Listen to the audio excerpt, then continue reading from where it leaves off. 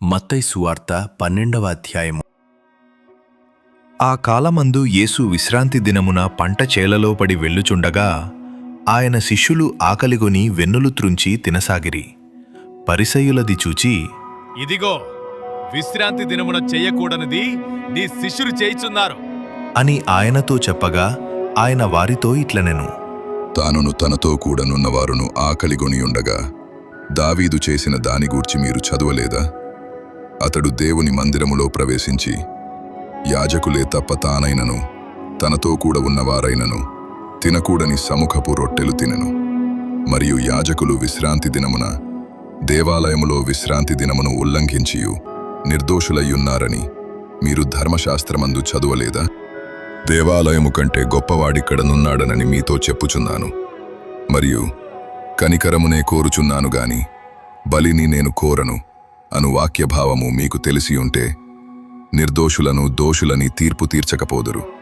కాగా మనుష్యకుమారుడు విశ్రాంతి దినమునకు ప్రభువై ఉన్నాడు అనెను.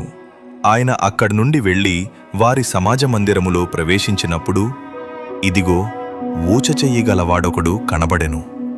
వారాయన మీద నేరము మోపవలెనని విశ్రాంతి దినమున స్వస్థపరచుట న్యాయమా అని ఆయనను అడిగిరి. అందుకాయన, మీలో ఏ మనుష్యునికైనను ఒక గొర్రెయుండి అది విశ్రాంతి దినమున గుంటలో పడిన ఎడల దాని పట్టుకొని పైకి తీయడా? గొర్రె కంటే మనుష్యుడెంతో శ్రేష్ఠుడు. కాబట్టి విశ్రాంతి దినమున మేలు చేయుట ధర్మమే అని చెప్పి ఆ మనుష్యునితో నీ చెయ్యి చాపుమనెను. వాడు చెయ్యి చాపగా రెండవ దానివలే అది బాగుపడెను. అంతట పరిసయ్యులు వెలుపలికి పోయి ఆయనను ఏలాగు సంహరింతుమా అని ఆయనకు విరోధముగా ఆలోచన చేసిరి. యేసు ఆ సంగతి తెలుసుకొని అచ్చట నుండి వెళ్ళిపోయెను. బహుజనులాయనను వెంబడింపగా ఆయన వారినందర్నీ స్వస్థపరచి తన్ను ప్రసిద్ధి చేయవద్దని వారికి ఆజ్ఞాపించెను. ప్రవక్తయైన యెషయా ద్వారా చెప్పినది నెరవేరునట్లు అలాగు జరిగెను. అదేమనగా, ఇదిగో ఈయన నా సేవకుడు, ఈయనను నేను ఏర్పరుచుకుంటిని, ఈయన నా ప్రాణమున కిష్టుడైన నా ప్రియుడు, ఈయన మీద నా ఆత్మనుంచెదను, ఈయన అన్యజనులకు న్యాయవిధిని ప్రచురము చేయును. ఈయన జగడమాడడు, కేకలు వేయడు, వీధులలో ఈయన శబ్దమెవనికిని వినబడదు. విజయమొందుటకు న్యాయవిధిని ప్రబలము చేయు వరకు ఈయన నలిగిన రెల్లును విరువడు, మకమకలాడుచున్న అవిసెనారను ఆర్పడు. ఈయన నామమందు అన్యజనులు నిరీక్షించెదరు అనునదే. అప్పుడు దయ్యము పట్టిన గ్రుడ్డివాడును మూగవాడునైన యొకడు ఆయన యొద్దకు తేబడెను. ఆయన వానిని స్వస్థపరచినందున ఆ మూగవాడు మాటలాడు శక్తియు చూపును గలవాడాయెను. అందుకు ప్రజలందరూ విస్మయముంది. ఈయన దావీదు కుమారుడు కాడా అని చెప్పుకొనుచుండిరి. పరిసయ్యులు ఆ మాట విని, వీడు దయ్యములకు అధిపతి అయిన బయల్జెబూలు వలననే దయ్యములను వెళ్ళగొట్టుచున్నాడు గాని మరి ఒకని వలన కాదు అనిరి. ఆయన వారి తలంపుల నెరిగి వారితో ఇట్లనెను, తనకు తానే విరోధముగా వేరుపడిన ప్రతి రాజ్యము పాడైపోవును. తనకు తానే విరోధముగా వేరుపడిన ఏ పట్టణమైనను ఏ ఇల్లైనను నిలువదు. సాతాను సాతానును వెళ్ళగొట్టిన ఎడల తనకు తానే విరోధముగా వేరుపడును. అట్లయితే వాని రాజ్యమేలాగు నిల్చును? నేను బయల్జెబూలు వలన దయ్యములను వెళ్ళగొట్టుచున్న ఎడల మీ కుమారులు ఎవరి వలన వాటిని వెళ్ళగొట్టుచున్నారు? కాబట్టి వారే మీకు తీర్పరులయుందురు. దేవుని ఆత్మ వలన నేను దయ్యములను వెళ్ళగొట్టుచున్న ఎడల నిశ్చయముగా దేవుని రాజ్యము మీ యొద్దకు వచ్చియున్నది.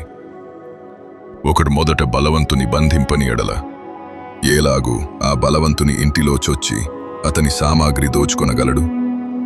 అట్లు బంధించిన ఎడల వాని ఇల్లు దోచుకొనును. నా పక్షమున నుండనివాడు నాకు విరోధి, నాతో కలిసి సమకూర్చనివాడు చెదరగొట్టువాడు. కాబట్టి నేను మీతో చెప్పునదేమనగా, మనుష్యులు చేయు ప్రతి పాపమును దూషణయు వారికి క్షమింపబడును గాని ఆత్మ విషయమైన దూషణకు పాపక్షమాపణ లేదు.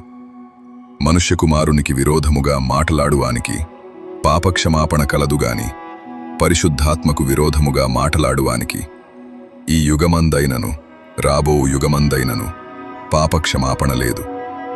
చెట్టు మంచిదని ఎంచి దాని పండును మంచిదే అని ఎంచుడి, లేదా చెట్టు చెడ్డదని ఎంచి దాని పండును చెడ్డదే అని ఎంచుడి. చెట్టు దాని పండు వలన తెలియబడును. సర్పసంతానమా, మీరు చెడ్డవారయుండి ఎలాగు మంచి మాటలు పలుకగలరు? హృదయమందు నిండియుండు దానిని బట్టి నోరు మాటలాడును గదా. సజ్జనుడు తన మంచి ధననిధిలో నుండి సద్విషయములను తెచ్చును, దుర్జనుడు తన చెడ్డ ధననిధిలో నుండి దుర్విషయములను తెచ్చును. నేను మీతో చెప్పునుదేమనగా, మనుష్యులు పలుకు వ్యర్థమైన ప్రతి మాటను గూర్చియు విమర్శ దినమున లెక్క చెప్పవలసియుండును. నీ మాటలను బట్టి నీతిమంతుడవని తీర్పు నొందుదువు, నీ మాటలను బట్టియే అపరాధివని తీర్పు నొందుదువు. అప్పుడు శాస్త్రులలోనూ పరిసయ్యులలోనూ కొందరు, బోధకుడా, మీ వలన ఒక సూచక క్రియ చూడగోరుచున్నాము అని ఆయనతో చెప్పగా ఆయన ఇట్లనెను, వ్యభిచారులైన చెడ్డతరము వారు సూచక క్రియను అడుగుచున్నారు. ప్రవక్త అయిన యోనాను గూర్చిన సూచక క్రియయే గాని మరి ఏ సూచక క్రియ అయినను వారికి అనుగ్రహింపబడదు.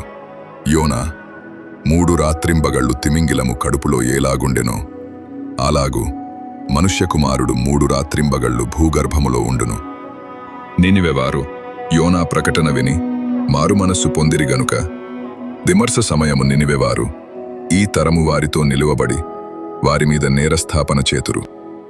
ఇదిగో, యోనా కంటే గొప్పవాడు ఇక్కడ ఉన్నాడు. విమర్శ సమయమున దక్షిణ దేశపురాణి ఈ తరము వారితో నిలువబడి వారి మీద నేరస్థాపన చేయును. ఆమె సొలొమోను జ్ఞానము వినుటకు భూమ్యంతముల నుండి వచ్చెను. ఇదిగో, సొలొమోను కంటే గొప్పవాడిక్కడున్నాడు. అపవిత్రాత్మ ఒక మనుషుని వదలిపోయిన తర్వాత అది విశ్రాంతి వెదకుచు నీరులేని చోట్ల తిరుగుచుండును. విశ్రాంతి దొరకనందున నేను వదలి వచ్చిన నా ఇంటికి తిరిగి వెళ్ళుదుననుకుని వచ్చి ఆ ఇంట ఎవరును లేక అది ఊడ్చి అమర్చియుండుట చూచి వెళ్ళి తనకంటే చెడ్డవైన మరి 7 దయ్యములను వెంటబెట్టుకుని వచ్చును. అవి దానిలో ప్రవేశించి అక్కడనే కాపురముండును. అందుచేత ఆ మనుష్యుని కడపటి స్థితి మొదటి స్థితి కంటే చెడ్డదగును. అలాగే ఈ దుష్టతరము వారికిని సంభవించును అనెను. ఆయన జనసమూహములతో ఇంక మాటలాడుచుండగా ఇదిగో, ఆయన తల్లియు సహోదరులను ఆయనతో మాటలాడగోరుచు వెలుపల నిలిచియుండిరి. అప్పుడొకడు, ఇదిగో, నీ తల్లియు నీ సహోదరులను నీతో మాటలాడవలెనని వెలుపల నిలిచియున్నారు అని ఆయనతో చెప్పెను.